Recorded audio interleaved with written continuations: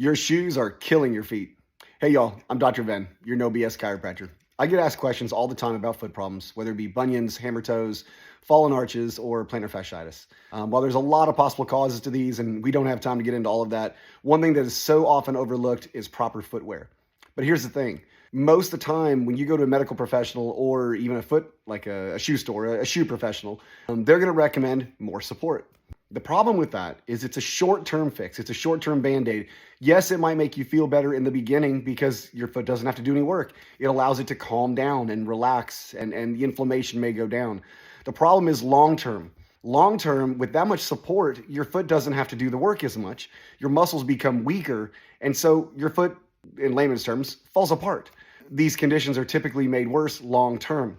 It's a reason why so many people come in and they say, oh, I love my shoes, but gosh, I can't go barefoot in the house anymore. I've got to wear something in the house. What?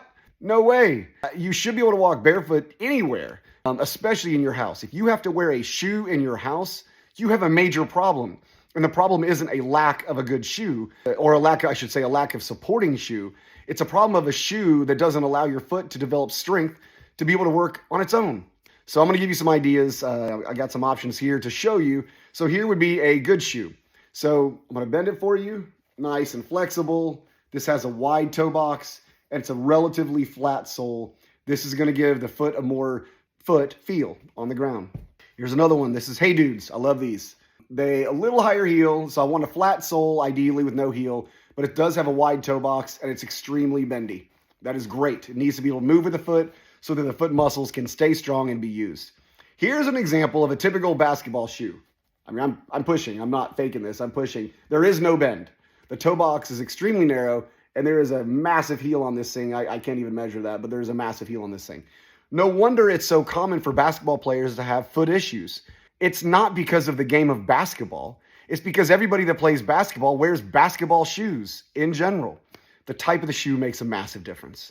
And so, again, to reiterate, what you want to have for the ideal situation long-term to rebuild function in your foot, rebuild strength in your foot, you need a wide toe box, you need a flat sole, and it needs to be bendy where your foot can move in the shoe, or with the shoe, I should say.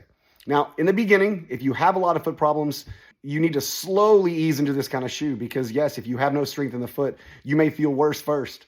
But I'm telling you, long-term, you have to rebuild the strength of the foot if you ever want to be free of foot issues. Other than that, you're going to be wearing a supportive shoe inside, outside for the rest of your life.